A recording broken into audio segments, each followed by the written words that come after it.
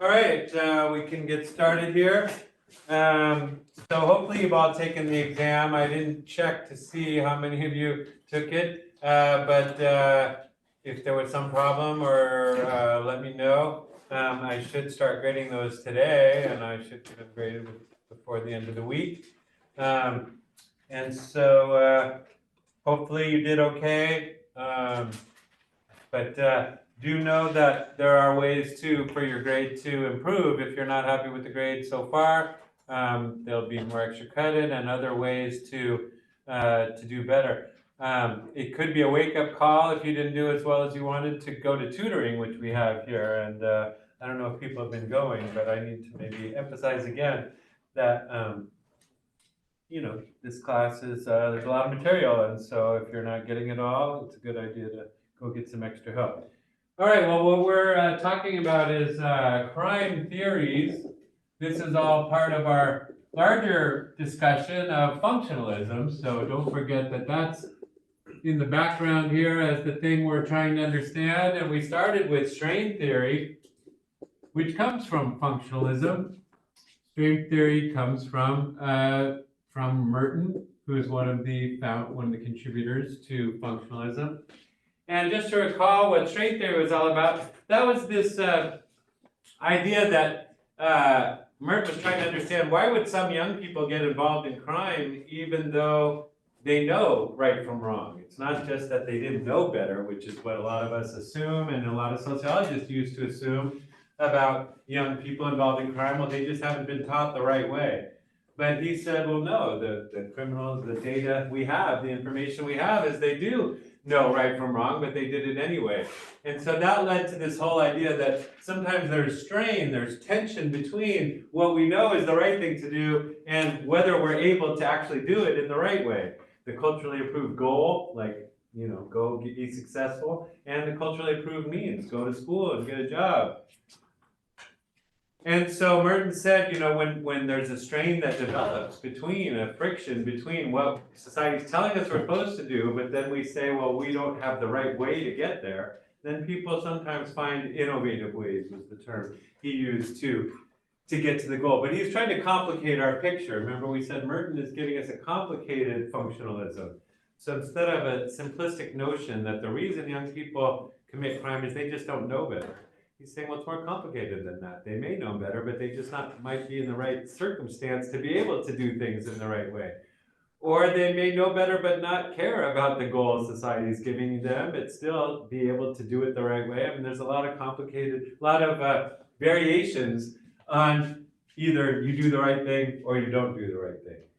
Especially when we divide the right thing into two things. There's the right way to do it and the right goal that you're going for. But sometimes people have friction between those two things. Remember, that's the culturally approved goals and the culturally approved means.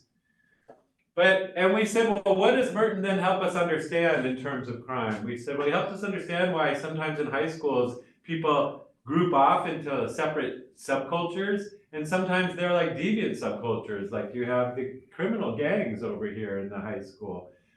My son was just at the park yesterday, and they were telling me, my two sons, there's this toxic boy there. He kept like trying to pick fights with everybody. And their friend, whose park it was, he's like, yeah, well, that's the park. And in the park, there's no adults there. So kids start creating their own power structures, like this group of guys is going to beat up this group of guys. I mean, anyway, so I'm not exactly tying that in very well with Merton's theory. But the point is that gangs are one type of deviant subculture, but there's other kinds. I mean, my son's all into video games, so he wants to go, sit around with his buddies and say bad words as they play video games on with their headsets and stuff, and that's a type of deviance. But so young people often are at odds with the adult society and find ways to do their own thing that's different. And so that's one reason that strain theory is helpful. It helps us understand the different ways young people deviate from the expectations of mainstream society and adult society.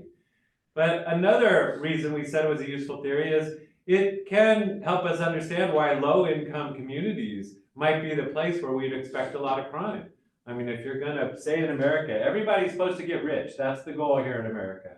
But then we're gonna have this whole neighborhoods where the schools aren't good and there aren't good jobs. Then the kids growing up in those neighborhoods are gonna be more likely, according to this theory, to say, well, I'll choose crime then as my path to being a successful American person. And that raises a question, is that really true that people in low-income areas are more likely to be criminals than people in non-low-income areas? Is it really true that poor people are just more likely to do bad stuff? It's certainly a stereotype a lot of us have in our heads. It's certainly what string theory seems to suggest. If innovation, remember this was the idea that people can, have the goals and the means, and the innovators were, so if you have both, you can be a conformist. But if you're somebody who wants, I want to be rich, but I don't have access to good jobs and good schools in my neighborhood, and none of the adults in my neighborhood are rich. So how am I going to get rich? Well, I'm going to sell drugs. I'm going to join a gang and beat up people.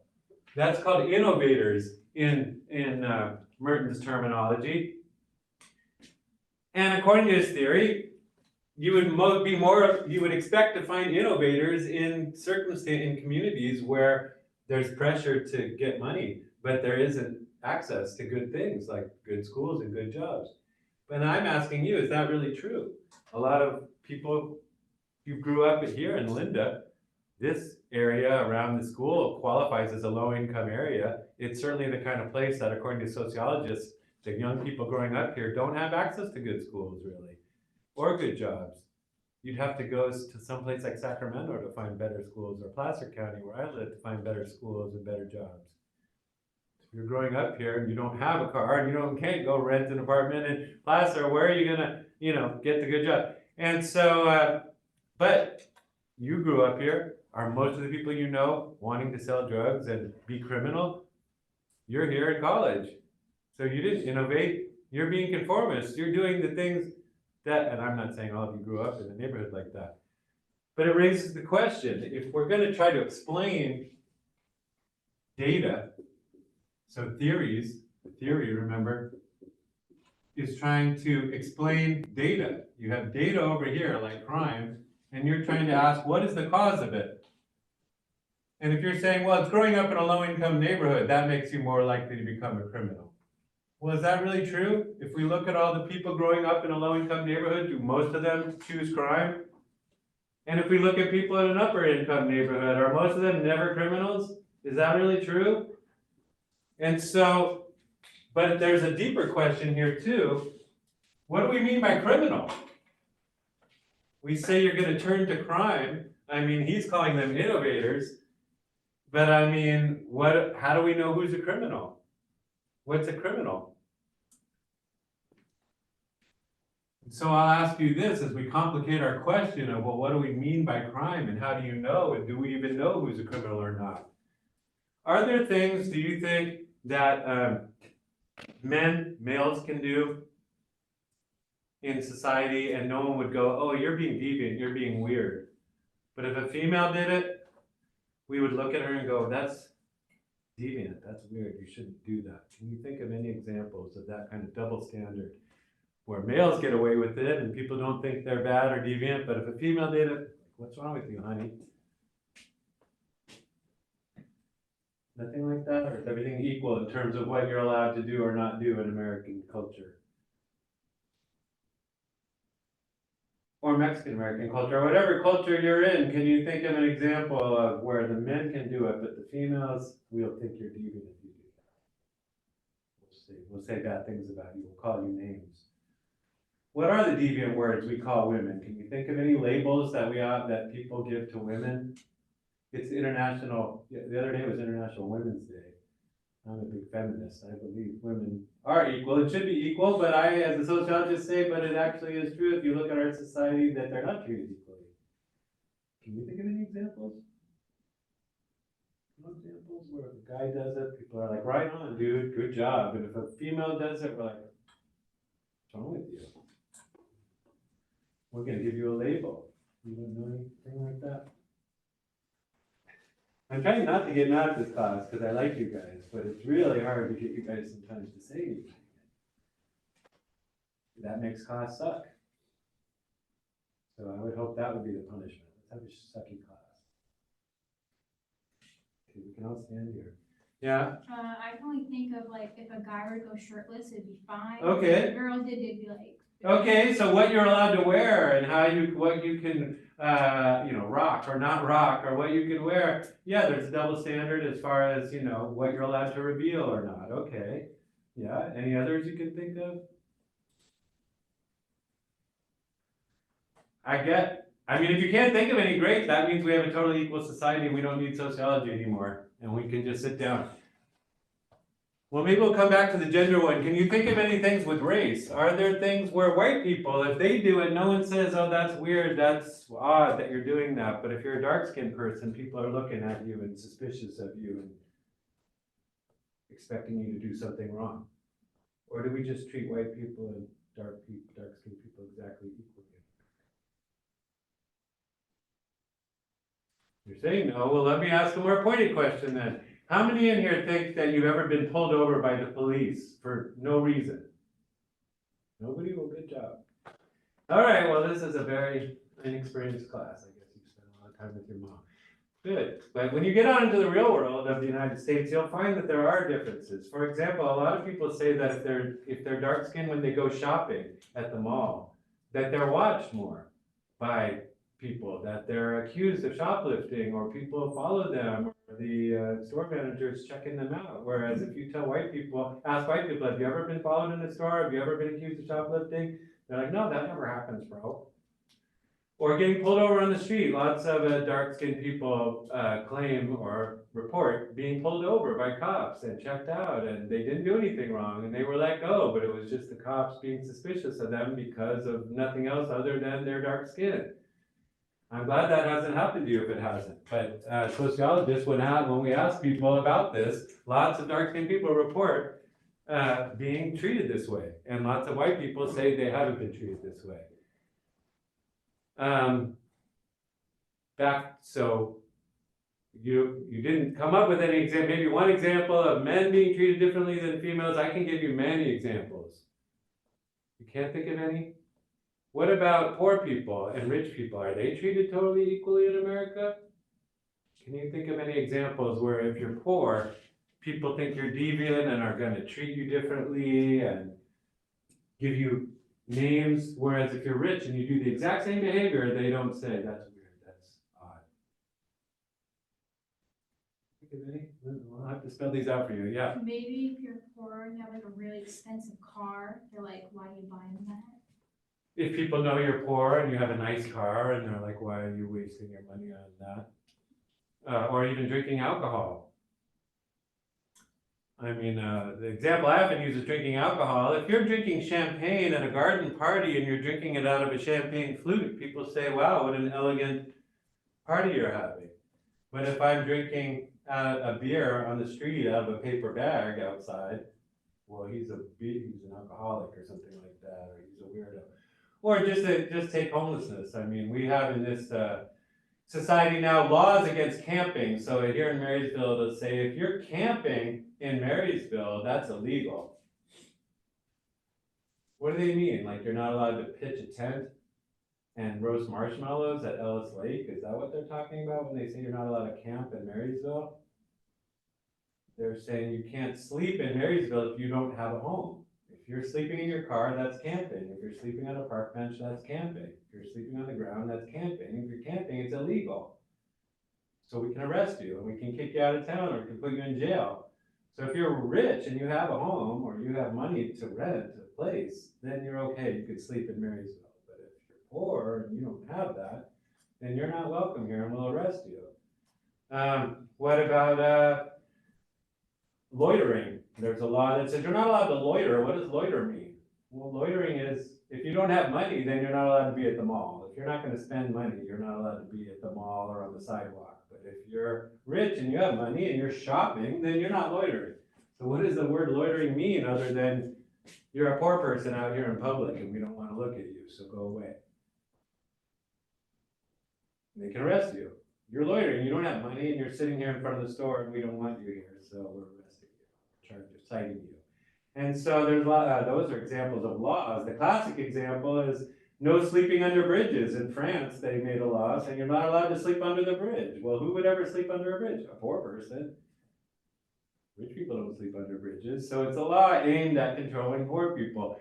And, but anyway, so there's a lot of double standards where poor people can't do the things rich people can. You can't drink outside if you're poor. That's called drunk in public, and they'll arrest you and throw you in jail. But if you're rich, oh, that's a garden party.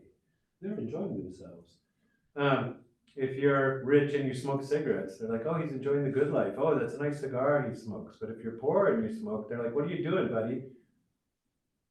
You're enjoying yourself? You need to go spend that money on something you need. I mean, but back to women. Well, what about promiscuity? So the big one most people mention when I ask this question is, men, if they go around sleeping with lots of different partners, people are like, cool, you're a stud, you're Don Juan, you're cool. If a woman's known to sleep with a lot of partners, people say, you're a slut, you're a whore, you're terrible names they give her. Same exact behavior. I like having a lot of partners. Well, you're a terrible person if you're a female and you did that. If you're male, you did that great. What about, and we already talked about white people. If you're just driving on the road and highway, you're a white guy, hey, how you doing? Hi, Mr. Officer, hi. If you're a dark-skinned person, you're driving on our streets. I'm checking you out. So I don't know if you guys haven't experienced these inequalities of treatment in our society, that's good. That means things are changing, I hope. But traditionally speaking in America, there are these double standards in terms of race, class, gender, in terms of who we see as deviant, in terms of who is deviant or not deviant. And the exact same behavior can be seen as deviant if it's a poor person or a dark-skinned person or a woman, somebody without what? Power. People with power do things, and they define, the people with power get to define those behaviors. So they say in the society, what we're doing is fine. Cigars are fine. Men having a lot of women is fine. The things Trump does things that if any woman was to run for president, and they said, well, you've been accused of rape, you've been accused of lying and cheating on your taxes, you've been accused of fraudulent business practices, do you think that woman would get anywhere in politics? But if it's a man, oh yeah, I lie all the time, I rape people, I stole stuff, the paper, documents from the government, and all these things Trump's done, people are like, oh, leave him alone. He's just a good guy. But if a dark-skinned woman, if Kamala Harris did those things, they would say, she's not fit to be vice president of the United States. She's done these terrible things. So to me, it's a clear double standard that Donald Trump gets to be the nominee for president when he's doing things that any dark-skinned person, if Obama did them, we would say, you don't get to be president. If a woman accused you of rape and you were found guilty of it in court and you had to pay her $350 million because you raped her, he gets to be president maybe. But anyway, so that's double standard. And so that tells us that maybe the powerful have the ability to say, we're not deviant. No matter what we do, we're not criminals. But you people that don't have power, you're a criminal. You're a criminal, you're a criminal, you're a criminal. All of that leads to something called labeling theory. And this, by the way, is no longer functionalism, but symbolic interactionist theories of crime. We haven't talked much about symbolic interactionism yet. But one of its strong points as a type of sociology is studying crime and deviance and how we treat people in society in different ways based on these questions. And one type of symbolic interactionist crime theory, so we're still talking about crime theories, but we're talking about a symbolic interactionist one, so we're comparing it to functionalism. Functionalism is looking at norms and hopefully trying to get the norms to keep everybody in line. But but symbolic interactionism says, but how do we know who's in line or not? The people who are arrested for crime might not actually be criminals. And the people who aren't arrested might be criminals. So just because we're saying low-income people are more likely to be arrested, if that was true, and it is, that doesn't necessarily mean they're more likely to be criminals. Rich people don't get arrested that much in general. And if they do get arrested, they get off in a lot of ways. And so when we're looking at who is in trouble in America, who's in prison and who's not, yeah, there's a lot of low-income people in prison. Does that mean low-income people are more criminal than upper income, or are they just more likely to be labeled? And so labeling theory is one of the types of symbolic interactionist approaches to studying crime. But rather than trying to understand, well, who's a criminal or not, remember the functionalist is asking a sort of straightforward question. Who are the criminals? What causes people to be criminals? What is this arrow? What causes people to be criminals? Who are they? And labeling theory says, but we don't even know who the criminals are. We need to put a question, we need to put quotations around it, because some people are seen as criminals when they aren't. And some people are never seen as criminals even though they are. And so who gets labeled or not? In other words, there's unequal labeling in a society. The powerful can avoid deviant labels.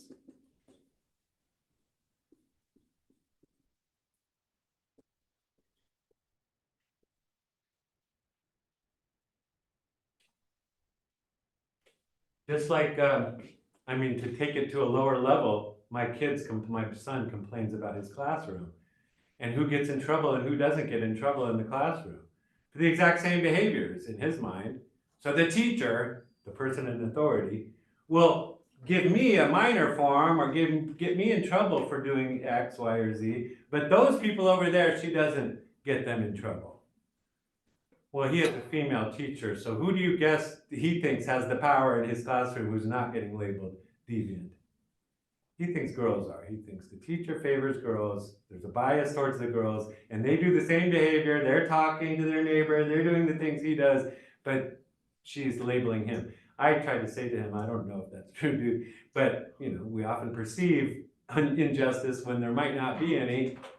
But sociologists have studied this and asked, and looked at lots of societies, and this seems to be a generally true thing, that if you look at a society, like not just our own, but go look at, say, Russia, or go look at Saudi Arabia, and look at, well, who's in jail in those places, and who's not in jail?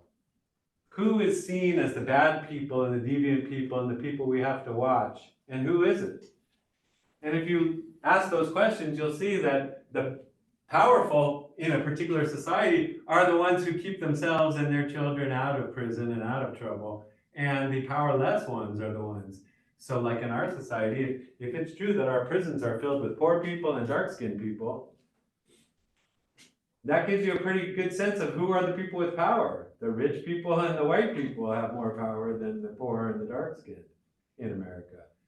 It's true that women aren't as in prison as much as men, and women have less power than men, but you could make the case, and the labeling theorists would, that the women who are in prison are often, they're seen as deviant when what they've done wouldn't be seen as deviant if a man had done it. For example, sometimes women are there for murder, but they murdered the husband that was raping and abusing them. And if a man killed a woman who was doing that kind of stuff to him, the jury probably would say, oh yeah, you just did what you had to do, you're free to go. But when women do it, they're like, she's a murderer, we gotta put her away. And so anyway, so labeling theory says, we're not, instead of asking what causes criminals, we should be asking what causes the labeling, who gets labeled and why, instead of, who is a criminal and why, who gets labeled for what and why. And we talk about labels, there are official labels and unofficial labels, as I'm about to explain. Official labels are the ones that the official society gives to you. So if you're charged and convicted of a crime, you will get an official label from the government, like felon, or drug offender, or sex offender, or there's different labels they give you depending on what you've been convicted of. There's also unofficial labels, especially among young people, but if you're known to the community as a certain kind of person, people will call you that thing. Oh, she's a hoe, he's a gangbanger, or different labels. And they're not always ones about the law. I mean, deviant labels can go, not just illegal things, but things that like they're a weirdo or they're a creep or they're a, whatever weird labels people give about each other to try and make other people think you got to stay away from that person or shun that person or be afraid of that person. And so labeling theory says instead of trying to figure out who's a criminal or not, it's more interesting to look at how society constructs a reality, constructs a situation of some people are seen as the deviant and some are not. And even though if you looked at their real behavior, you might find that the reality is different than the created, constructed reality of who's evil, who's bad and who's not. And that's what I'm talking about. For example, there's a lot of, a good example is, and we're going to bring it up again later, but like street crime versus white collar crime. So there are laws against stealing, right? When you steal on the street, what's called street crime, like if you were to, hold some people up for some money or, rob a bank or something like that, that's called street crime. And if you look at the penalties for these things, and what is white collar crime? White collar crime is the kind of crime you could only do if you were a businessman. That's why they call it white collar crime. So it's things like, embezzling money from a church. There was a woman in Yuba City recently who was in charge of the money that the church gets, but she was spending that money on, vacations for her family. That's called white collar crime. And if you look at the penalties, how much penalty do you get for like moving figures in a bank over to a different account that's yours versus, on the street saying, give me $5. The street crime penalties are much higher. Who does street crime? Well, poor people. And in our society, poor often goes along with being non-white. Whereas white collar crime is committed more by rich people. And if you look at the penalties, guys might steal millions of dollars from a bank in white collar crime and get, a fine or maybe 6 months in an easy penitentiary, a federal penitentiary. Whereas this guy gets 10 years for stealing $10 from somebody, from a convenience store or something like that. And you're like, well, what's the difference? Morally, what's the difference? This guy stole a bunch of money that wasn't his, harmed a bunch of people. And this guy stole a little bit of money that wasn't his, kind of harmed somebody. But this guy gets a lot more time than this guy. And so that's another example of how we perceive crime. When it's being done by rich white people, we say, it's minor, we'll just give them a slap on the wrist. When it's being done by poor people on the street, we say, that's terrible. He has to be punished.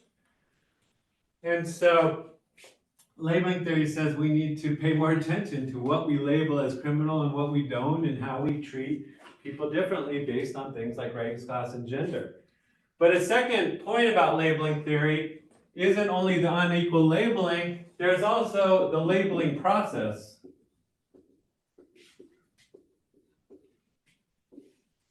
The reason symbolic interactionists are worried about who gets labeled and who doesn't is because of something called a self-fulfilling prophecy.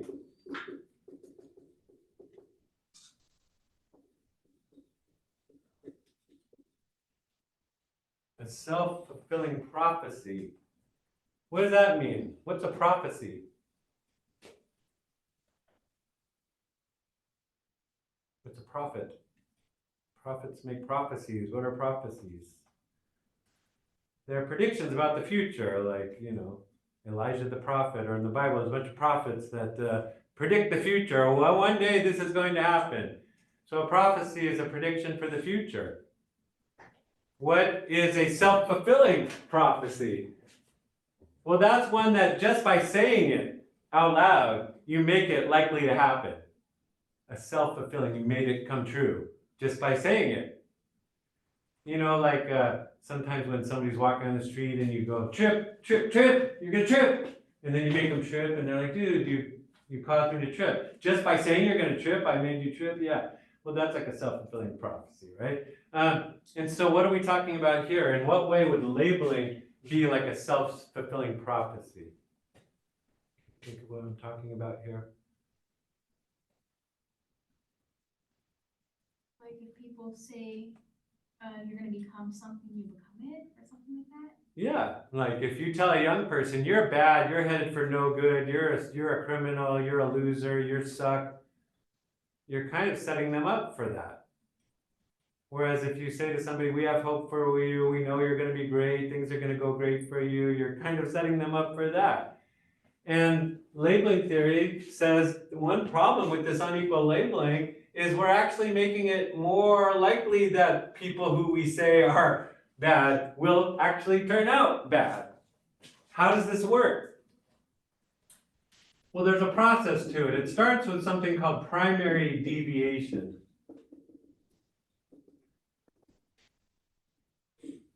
Primary deviation is the first time you do something bad in your life. And again, I mentioned a lot of these theories focus on young people, and this one does, because that's just how life is. You get to a certain age and you start maybe testing boundaries.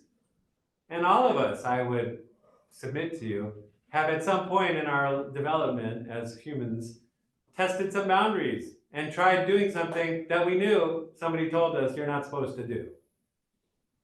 Maybe there's somebody in here that's a perfect little angel and you never ever did anything that they told you not to do, but I'm sure most of us in here did something we weren't supposed to do. So we all do that. That's a basic fact of human life. Does that mean we're all sinners, criminals? There are some who feel that way. But labeling theorists don't. They think, that's just natural, normal human behavior. And most people who end up being good humans, productive members of society, did, at some point in their life, try out something bad. Let's take, for example, a girl in high school. She's never smoked pot before. She has no interest in smoking pot. But her friends are into it. They've been vaping and trying out weed and stuff and going to the dispensary, and they're like all into it. She's like, I don't know what you guys are doing. It smells bad. I'm not into that. But they keep doing it and they're having fun. So one day at a party, they're like, we're at the party. We love you. We're not going to feel bad about you either way. Just try it this one time. If you don't like it, we won't bug you. But, we want to do it and it's going to be fun. So she tries it. Tries pot for the first time. Tries marijuana.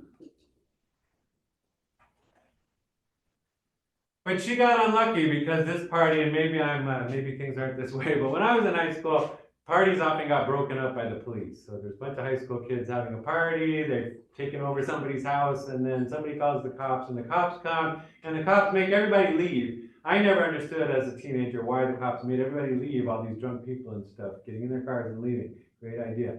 But anyway, she gets caught by the cops, and she's charged with a crime. She gets the application of a deviant label.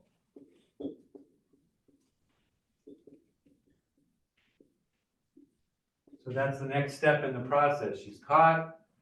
So what happened here on this arrow is she got caught. Her friends scattered though. They heard the cops coming and they took off running and they didn't get caught. She got caught. They found out she was, did a blood test or whatever. She's under the influence of a controlled substance. Now she has a label. She's in the eyes of the law enforcement. She's a drug offender. And not only the eyes of law enforcement, the eyes of her school officials. So the official labels are things like drug offender. Or, marijuana offender. But what about, and then unofficially, there's unofficial labels, and again, I'm out of date, but I'm sure kids in school today, if a kid's known to be somebody who likes marijuana, they have names for them. In my day, it was things like stoner or, burnout or whatever they called kids back then. Now I don't know what they call you, 420, I don't know, Snoop Dogg, I don't know what they call you now. But if she was really into, so now people are calling her this stuff. They're saying she's a stoner. She's 420. whatever, unofficial labels. But they're still labels that separate you out from the mainstream group, that make you a deviant, that are what we call a stigma. Another name for all of this is stigma. It's the stigmatization process. Stigmatization is to stick a label on somebody. And stigma, by the way, is related to the term, related back to Jesus Christ. When Jesus Christ was called a deviant and crucified for it, the scars on his hands and feet were called stigmata.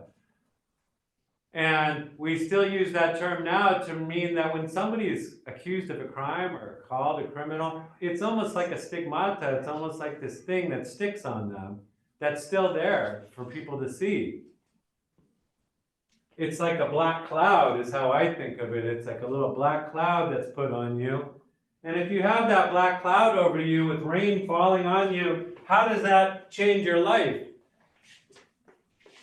Let's imagine that this girl didn't even like smoking pot. She's like, this made me all nervous and hungry and tired, and why do you guys even enjoy this? It wasn't even fun. But they're like, well, she's a loser, don't you think, guys? Because, like, we didn't get caught. We knew we were smart enough to run when the cops came, but she's kind of slow and dumb, huh? I don't want to hang out with her anymore, do you, guys? No, girls, let's go. Meanwhile, there was other stoners at the school, and they were like, I didn't know she burns weed, dude. Let's go see if she's holding any weed, man. In other words, her social reality now is change, a change in social reality, and what we call self-concept. She's beginning to see herself differently than she saw herself before, because the world sees her differently than it saw her before. What's this change in social reality? Well, people who don't have the deviant label, who don't have this cloud over them, they don't want to be with her under that cloud. So they're like, bye, you're a loser, you're a stoner. She doesn't even like it, but she's a stoner now. And they actually are stoners. They do smoke it all the time, but no one sees them that way because they're on the cheerleading squad and they're popular girls and no one thinks they're stoners. But they think this of her, and so the other people who do have the cloud over them, who are also seen as deviant, as potheads, as stoners in the school, they now want to hang out with her, they want to be with her. So her reality has changed. The people who are quote unquote popular, who are labeled as popular and cute and fun, they're not with her. And the people who are labeled as bad and deviant, they want to hang out with her. And so what choice does she have? She begins to say, well, I guess that's who I am. I guess I'm the kind of person that hangs out with these people. And what do these kind of people do? Well, they smoke pot. And so if I'm going to at least have these friends, because I don't have those ones anymore, what should I do? Well, I guess secondary deviation. I guess I'll start really becoming a pot smoker. I don't really like it, but it's my social reality now. And it's who I hang out with, and it's who I am. And so what we're describing here is a process where by punishing a kid for experimenting with something, we now have pushed them further into that deviant behavior. We haven't saved them from it and taken them out of it. We've pushed them further into it. And that's why labeling theory and symbolic interactionists say sometimes you create a reality through the way you interact with a person. You haven't just dealt with reality, you've created it. She wasn't a stoner. She was somebody who tried pot. But now the way the society reacted to her pushed her into becoming actually a stoner. And there's probably other examples you can think of ways that the way that we respond to crime and criminals actually makes the situation worse rather than fixing it. That's why, and here I'm going to take a little detour in my lecture to talk a little bit about the child savers. The child savers started the first juvenile court. They started the juvenile court system. And this began in 1899, a long time ago now. What's the juvenile court system? If you've ever gotten involved with the law, you probably know that in this country still, if you're under 18, if you're a minor and you commit crime, you're not treated the same way as if you're an adult who committed crime. You have a special juvenile court system that you go through, what we call juvie and things like that. And how is juvie, quote unquote, different from the adult system? Well, the child savers who started it, even though labeling theory didn't exist yet, they were already thinking in this way, saying, well, young people, if they're involved in crime, it's not really their fault. Why is it not their fault? Because young people are the responsibility of adults, and it's adults' job to make sure kids are safe, that they know right from wrong, that they have what they need. And so if there are people under 18 stealing or selling drugs or doing illegal things, according to the child savers, that's not their guilt. That reflects on adult society. Somehow adults have failed this kid, that now this kid is being a criminal. Maybe the adults recruited, maybe some adult recruited that kid into crime, maybe somebody victimized that kid, maybe somebody didn't do a good job parenting that kid and neglected them, but for whatever reason, that kid's involvement in crime means we're to blame as adults, not that kid. So we need to save that kid from crime, not punish that kid as guilty for a crime. And so the child savers said we need a whole separate system for dealing with this kind of behavior, because we don't want to just charge them with crimes and then punish them, because that's just going to make them worse criminals. It's going to push them into the criminal system. And if they're spending time in jail with adult criminals, is that going to teach them right from wrong? No, it's probably going to teach them more ways to be criminal and lead to more victimization of them by other criminals. And so the child savers said, if young people are involved in crime, let's get them out of there. Let's get them into some situation that's going to help them. So the child savers used to say, well, if they're being raised in a home that's not helpful to them and they're committing crime, well, let's get them out of their home. Let's put them in a foster home or a group home or some other home where they're not with this person. Or if it's because they're in the city and the city is where all this crime is happening and they got sucked into it, well, let's get that kid out of there and put them in a country place somewhere, some nice, camp where they can breathe fresh air and build fires and stuff and not be, on the streets of a big city stealing stuff. So the child savers created this whole system, the juvenile court system, and the juvenile court system has a whole different terminology.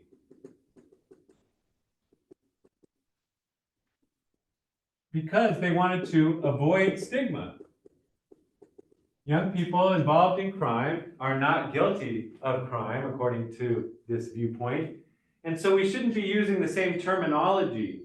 So for example, in the adult court, when you are charged with a crime, they say you're charged with a crime and now you're going to have to go to trial.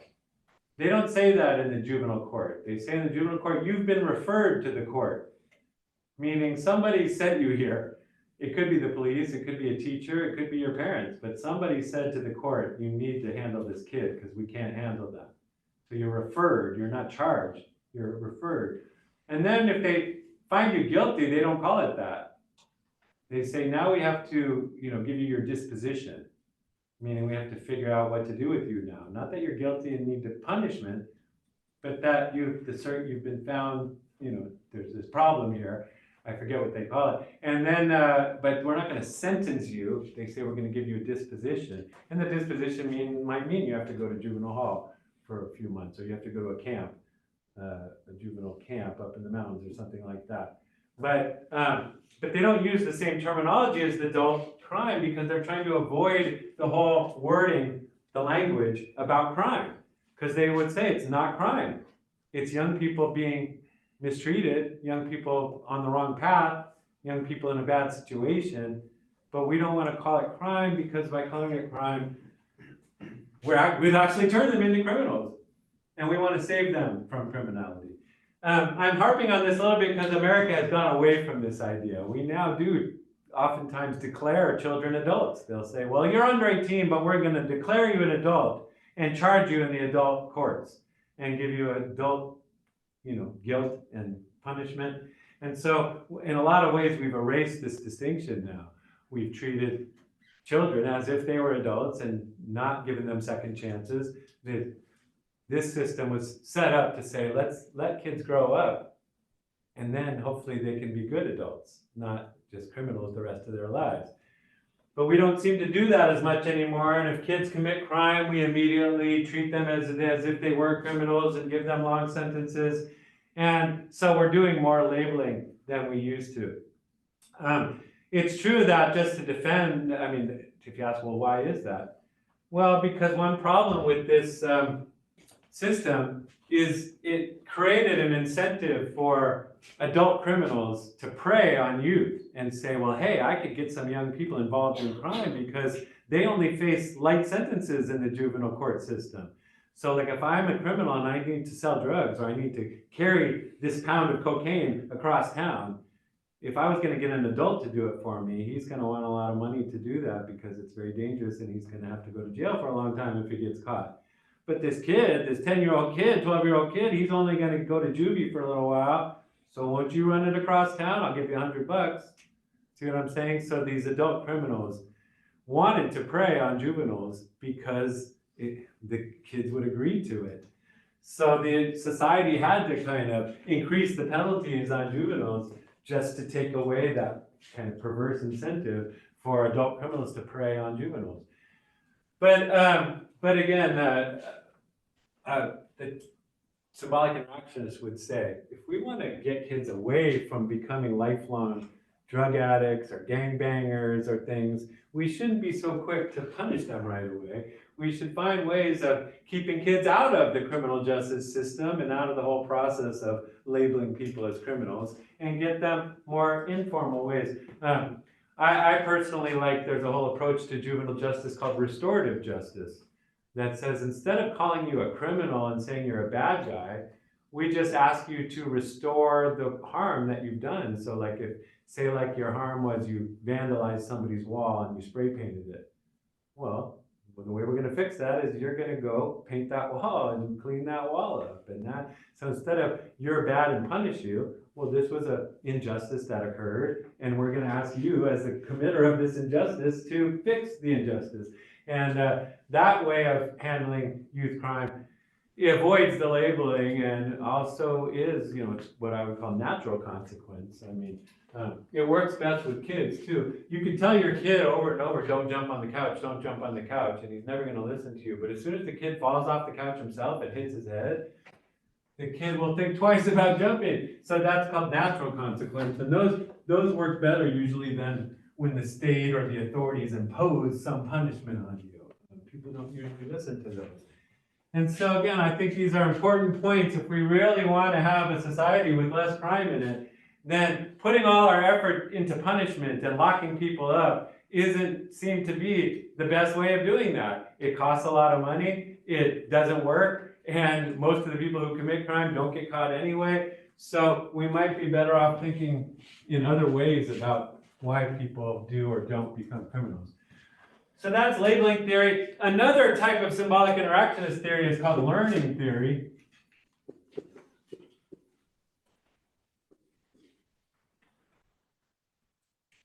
So we've been asking, like, why do some people become criminals? And some don't. And if you're trying to explain data, you want to be able to explain as much of the data as you can. It's called explaining the variance. And so if you're trying to figure out who are criminals and who aren't, and you're like, well, what is my theory of why that happens? We saw with strain theory, their theory was that if people want wealth, but they don't have access to the legitimate means of getting wealth, they might turn to illegitimate means of getting wealth. But as we saw, in a low-income community like this one, most people aren't criminals. The vast majority of kids who grow up in this low-income Linda area are not going to become criminals in their lives. And yet this strain theory would seem to suggest a lot of them would. So if you're trying to explain the variance, who's a criminal and who isn't, well, even in Linda, something like under 5% or much lower than that, like only 2 or 3% of people are going to become criminals, big-time criminals. So 97% of the people aren't. And that's true in Santa Barbara, where I grew up, and that's true in richer communities. So if most people in both places are not criminals, and you're trying to explain that small percentage that are. Well, just saying low income doesn't explain it, because in this area, lots of people are low income. Like say 90% of the people are low income, but only 2 or 3% of the kids are going to become criminals. So if you're trying to explain the variance, who's criminal? Oh, low income. Well, no, that doesn't explain it. Most low income people are not. So what we're trying to get into a better explanation of the variance. Learning theory suggests that crime, like conformity, is learned. You don't automatically know the rules of your society and how to behave the right way, right? Conformity is something that has to be taught to you. People have to show you. And that's, as a parent, I can tell you, that's what I spend a lot of my time doing, is teaching my kids the norms and the right way to act according to our schools, our police, our religious figures. Here's the right way you're supposed to do this.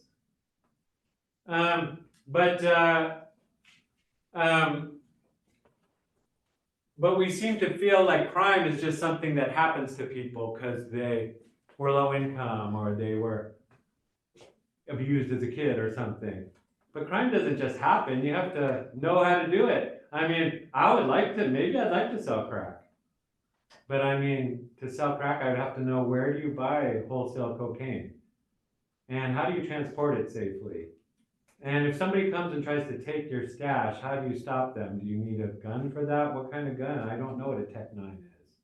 I mean, I don't know about guns. I don't know about transporting illegal substances. I don't know where to buy cheap wholesale substances in quantity. Those are all skills. And if you're skilled at selling crack or like making meth, I don't know how to make meth. Maybe I'd like to go cook up some meth in my house, but I don't know how. I don't know how to steal a car. I wish I did know how to break into a car and start it, because sometimes I forget my keys or I lose them.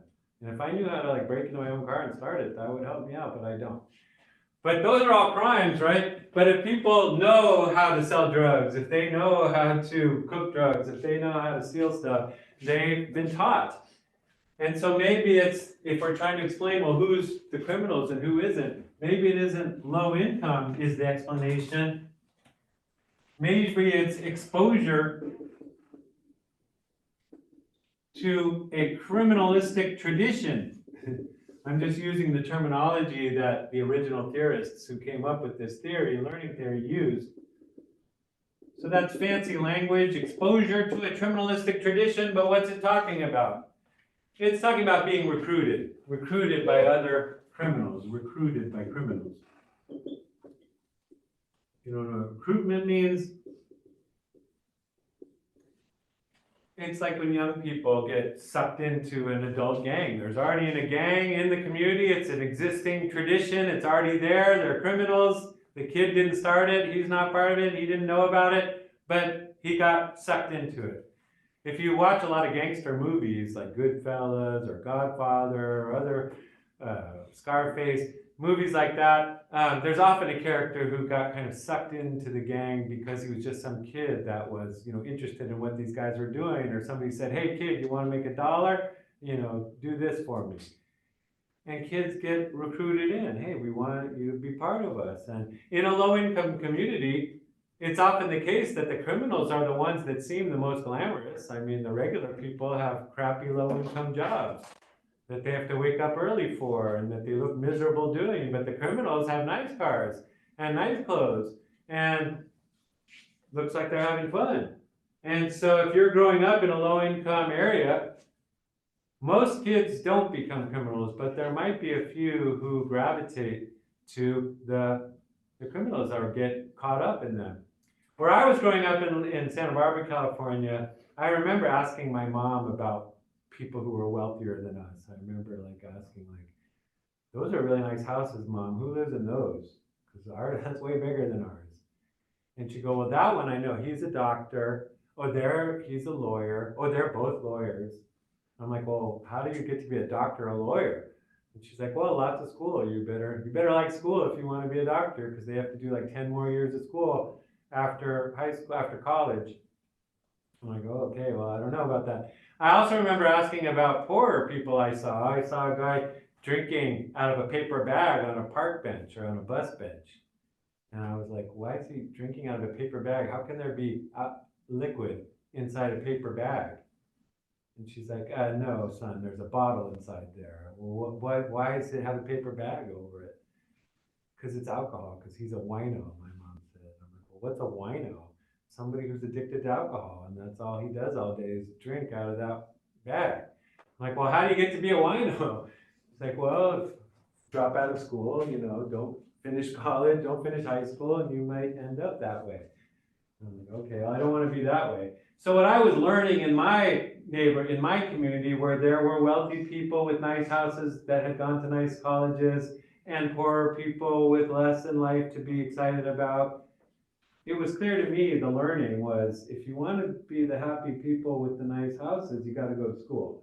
If you want to be the miserable guy on the street, don't.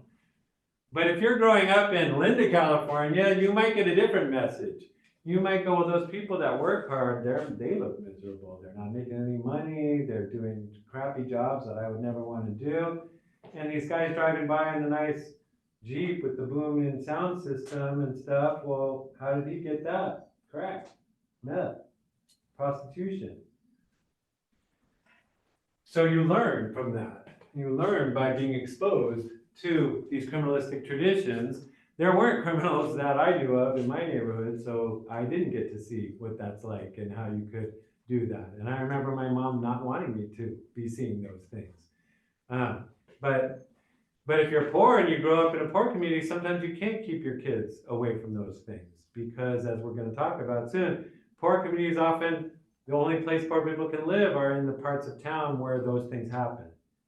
And rich people can buy homes in the nice areas that there's only homes. And there aren't liquor stores and pool halls and casinos and smoke shops and stuff like that. So who gets exposed to criminal things? Well, a lot of low-income kids do, but most of them don't become criminals.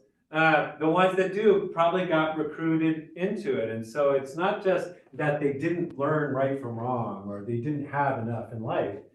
It's something pushed them into the crime, something pulled them into it. So another way to think of it is there are push factors, things that might push somebody towards crime. And for low-income people, maybe there's a lot of things pushing them towards that. But in order to really become a criminal, there has to be something pulling you into it too. And so you might just see crime in your neighborhood and wish you could be like that. But until there's somebody saying, hey kid, come do this crime for me and I'll pay you $10. Until that happens, you're not really in it. And so this theory says, that's a big difference between criminals and non-criminals. They've been taught it. They've been taught how to sell drugs, how to make drugs, how to steal stuff. And they're part of organized efforts to do that. I don't know if you ever saw the musical Oliver. Probably you didn't. But there's an old Oliver based on the novel by Dickens called Oliver Twist, about a young poor orphan kid, and he gets involved in pickpocketing as a way to make money, stealing people's money out of their pockets. And it's an adult criminal that recruits him in, an adult pickpocket that has a whole crew of kids that he teaches how to, steal people's money, and that's how he makes his living. And so that's an example of what we're talking about here. All right, so we talked a little bit about functionalist theories of crime. That was the strain theory. Then we talked about symbolic interactionist theories of crime, and that was labeling theory and learning theory. I should have mentioned, I didn't use the term, differential association theory.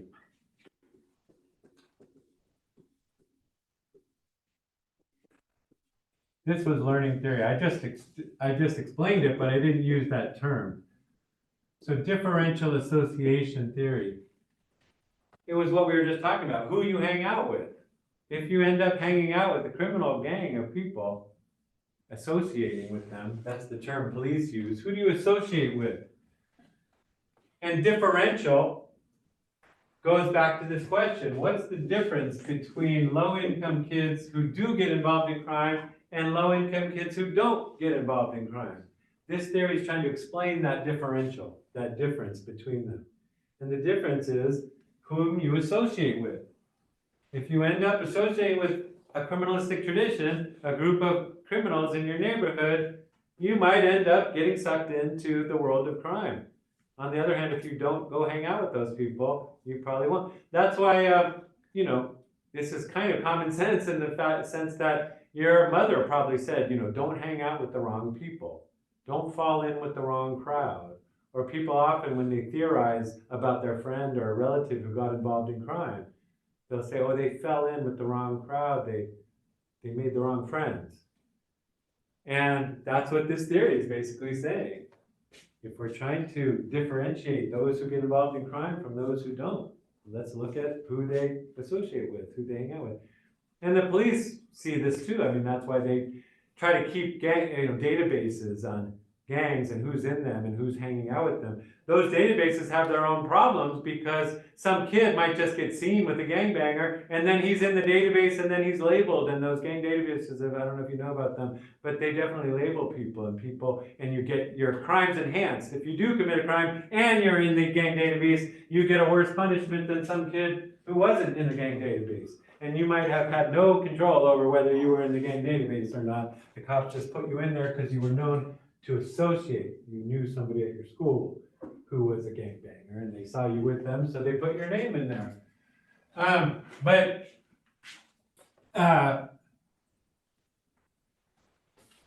what about conflict theory? So conflict theory is the third main perspective in sociology, and it too has some theories of crime. But it has a point of departure, I will call it. Not why do people commit crime? That's what we've been asking more or less so far, is why do some people commit crime, some don't? Why do some communities have crime and some don't? Why are there some criminal subcultures and some not? But conflict theory says that's not a very interesting question, who commits crime or not. Remember, conflict theory is all focused on the inequality in a capitalist society and how you have some rich people that own everything and a lot of poor people that own nothing. And conflict theory says, yeah, given that we have such massive inequality in a capitalist society, it's not surprising that some people turn to crime as a way of fighting back against the owners. I mean, there is a conflict between the workers and the owners, and sometimes workers turn to crime as a way to resist and fight against the wealthy.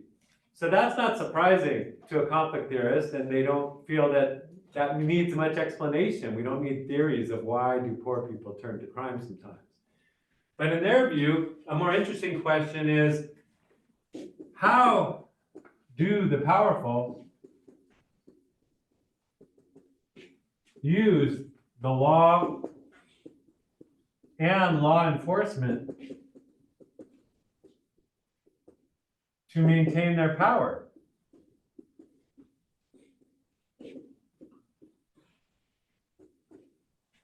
So remember, conflict theory is convinced that the rich, the capitalists in our capitalist society, are trying always to maintain their power and control and dominance of the working people. And one way they do this is through using the law and law enforcement. And according to this theory, what law enforcement is all about is about the rich controlling the poor and making sure that working people are available as a resource to be exploited by the capitalists. How do they do this? Well, they say, for example, conflict theorists, that we have unequal laws. That the laws themselves are written in a way that they benefit the rich and powerful, and they are aimed at controlling the poor and powerless. Do you agree with that, or can you think of any examples, if that's true, that the powerful, the rich and powerful in America have different laws for them than the poor do? I've already given a few examples. Well, one example would be the no camping law. Do rich people ever get charged with camping in Marysville? And I don't just mean rich, but people with any money whatsoever. I mean, clearly that law is aimed at people who don't have money. You're not allowed to sleep in Marysville if you don't have money. Or loitering laws that say you're not allowed to hang out at the mall if what? If you're just hanging out. And who would they ever accuse of just hanging out? I mean, no one's ever accused me of loitering. But I've gone to the mall and not spent any money, but no one ever said, oh, you're loitering. But if you were young and you looked like you weren't a person of means, then they already categorize you as deviant. You're the kind of person we don't want in our mall. You're young, you don't have money, get out of here. And so that would be an example. Are there any other examples you can think of laws where the laws are different if you're rich than if you're poor? Just the one you already said about how they get different sentence times based on the crime, like the white collar crime. Okay, yeah, exactly. So the white collar crime versus street crime is an excellent example of how the laws are different for rich people who write the laws and are the lawyers and enforce the laws. They're the ones that write them, and they write them in a way so that they and their buddies don't get a lot of time. But if it's the kind of people we never talk to and we don't like, they're gonna get a lot of time. So white collar crime versus, laws. Another was, laws to control the homeless or loitering, anti-loitering or camping. The most obvious one that conflict theorists would point to is the whole law that says private property.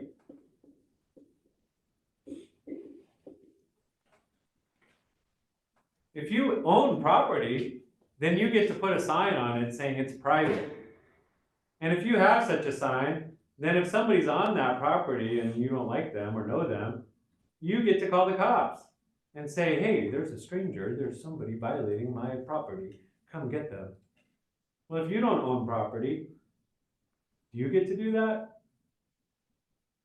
I mean, like if you're living in an apartment, let's say, and there's some guy's face keeps showing up in your window and he's like peeping on you, and you called the cops and said, there's a guy peeping in my window, the cop might well say, are you the property owner, ma'am?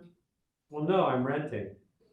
Well, have the landlord call us, because that's private property, and if there's a guy on it, if he's not supposed to be there, it's the landlord's job to call the cops and tell us, but you're just renting? Sorry, you don't like peeping, but why don't you go buy your own house?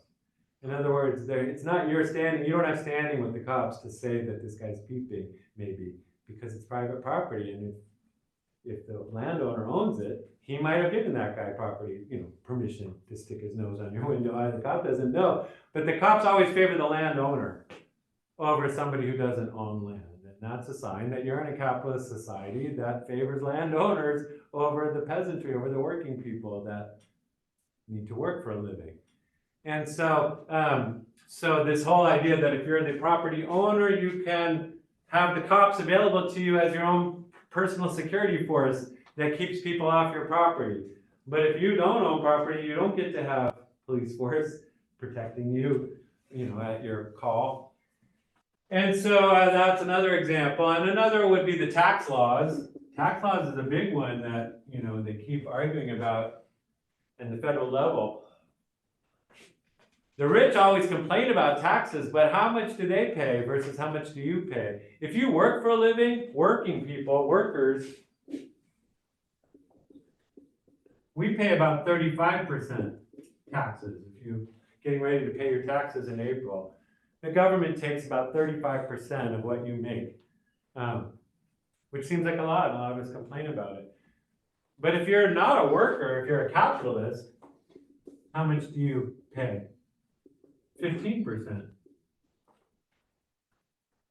In other words, if you make your money by being a capitalist, it's called capital gains. So like if you have investments, if you own property, if you own stock, if you own bonds, then when those gain money, when you sell those and you make money off of it, then the government says, well, you got to pay us 15% of that money you made. But if you're a working person and you went and worked with your hands all day and you got a paycheck, then they say, well, we get 35% of that. And to me, that's the most unfair tax law, but it's always the rich complaining about their 15% they have to pay. And if you look at Donald Trump, he paid zero taxes over the last 20 years. Rich people often find ways to pay zero taxes because they have all these tax loopholes and other things. But you and I, if you make a paycheck, they take it out of there. And they take 35%, not 50%. So that's, and if you ask, well, why is that? The rich capitalists will say, the reason is because this is capital that's used for investment. And so if you tax it too much, we won't invest it. But you, as the society, you want rich people to invest their money to start businesses and open factories and things like that, because that employs working people and they'll have jobs. But if you tax us too much on our capital, we won't invest it. And so that's their argument. You can ask, well, and that's why Trump always says, and Republicans always say, if you cut taxes, if you make us pay less taxes, then we'll invest a bunch of money and the economy will do great. Well, that's a good question. When Trump was in office, he did a huge tax cut. And a good sociological economic question is, did a bunch of investment happen in America because of that? And the responses I'm seeing, the studies I'm seeing, say, no, it didn't they? They just, when they don't have to pay taxes, they put it in the bank, or they buy another yacht or something like that. They don't necessarily invest and make more jobs for people. And so it's a myth that the rich have tried to tell us, that we should have to pay less taxes because we're the job creators. But the actual data is telling a different story. Anyway, so these are all examples of just the laws themselves are not the same. And rich people get to have a different set of rules than poor people do. And it's all designed to keep the rich wealthy. They get to stay rich and only pay 50%, and keep the poor working hard and in debt and all those things. Another point, though, is that the law enforcement is unequal. So there's unequal laws, unequal law enforcement, and finally, unequal courts that I'll get to. But what about unequal law enforcement? Is that hard for us to believe, that the police tend to focus their attention on the poor and powerless and don't focus their attention on the rich and powerful? That's what conflict theorists argue, that we have law enforcement and supposedly everybody is equal under the law. Supposedly everybody is being equally watched by the police. But is that true? Can you think of examples in our society where if you're poor or brown, you get more enforcement of your behavior than if you're rich or white? We already gave some examples like traffic or shoplifting and things like that. But I'll give you an example. So down in Los Angeles, where I used to live, on any given night, if you looked around the city at nighttime, you'll see helicopters, LAPD helicopters, and they hover over certain parts of the city. And if you did this night after night, you'd notice they always seem to hover over the same parts of the city. Like they hover over South Central Los Angeles, over Watts, East Los Angeles. I never see them in West Los Angeles or like Beverly Hills and Santa Monica and Hollywood. I see them in East LA, in the historic. So what are those areas? East LA is known for mainly Hispanic people. South Central LA is known for a lot of Hispanic and Black people and immigrants. West LA, what's that known for? White people, rich people. So if I said to the LAPD, are you guys a bunch of racists? Because you only ever seem to enforce the law where the brown people live and the Black people. And where the white people live, you're never trying to catch them doing anything. Would the LAPD say, yeah, we're racist, that's why we fly our helicopters down there, but not over? What would they say? What's their reason for we have helicopters all the time in South Central and Watts, but not in Inglewood? That's where crime happens. That's the high crime area. What's the high crime area?